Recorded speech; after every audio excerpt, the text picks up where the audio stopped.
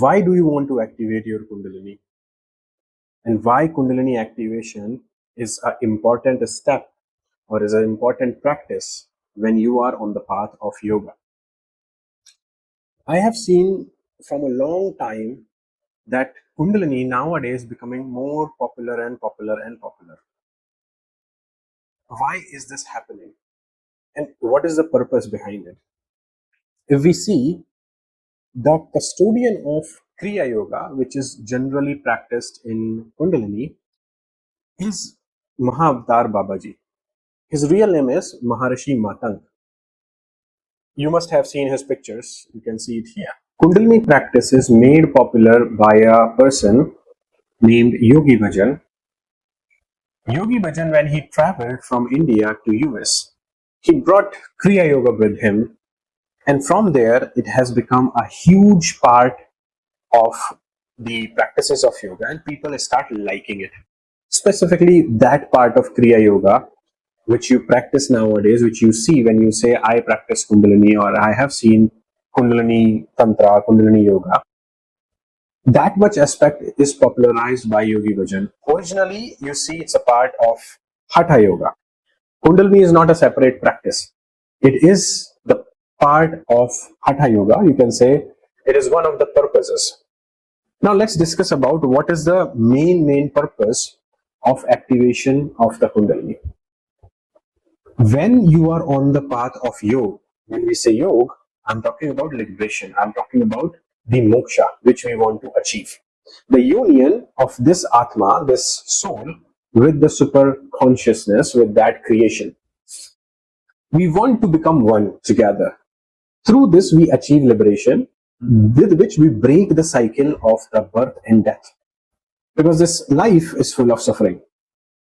And we as a human is in the state, below this is suffering, above that it's all joy, eternal happiness, which we say the God-like capabilities, and below the human is animal-like, it's all full of suffering.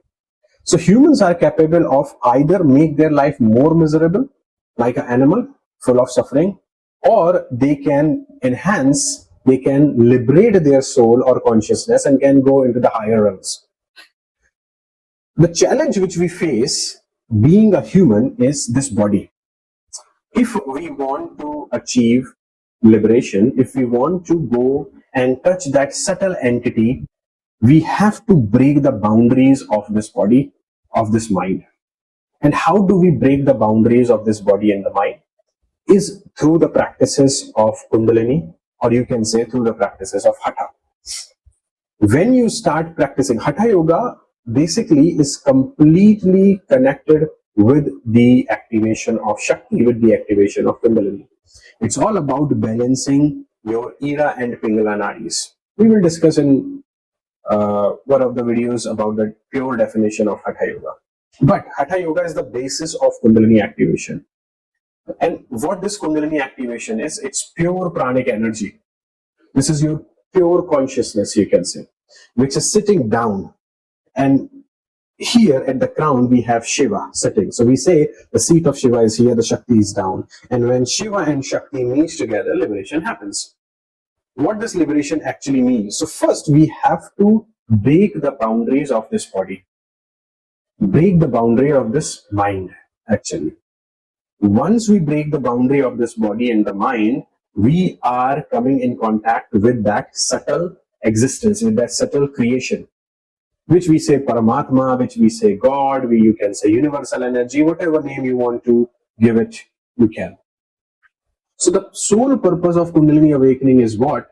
I want to lift my consciousness from my lower centers, lower chakras, and uplift this consciousness to the higher state of divine, where my body, my mind, my existence will become limitless. Until and unless your awareness, your consciousness will not break the boundaries, I mean the body, the mind, which you see and all, until unless it does not break the boundaries, it is not going to become one. It is not going to become one with that supreme consciousness. So for the purpose of moksha, we require that Kundalini activation. Now, mostly people think, or why they practice Kundalini, is that if I practice Kundalini, I will become superhuman. I can read people's mind, I can control my breath, I can do tremendous things. If your goal is this, you will be limited to the physical aspect, and they become more and more challenging for you, because when you step into the Kundalini practices, automatically your soul, your consciousness is urging for the expansion.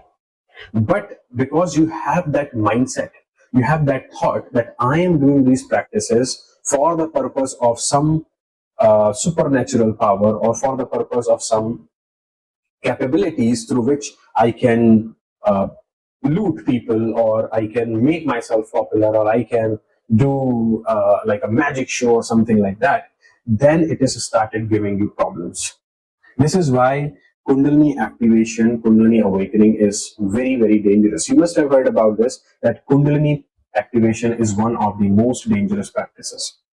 It is dangerous if you do not know what you are dealing with, but it is the most powerful practice. It is the most tremendous and gives you the out of the world experience if you know why I am practicing this.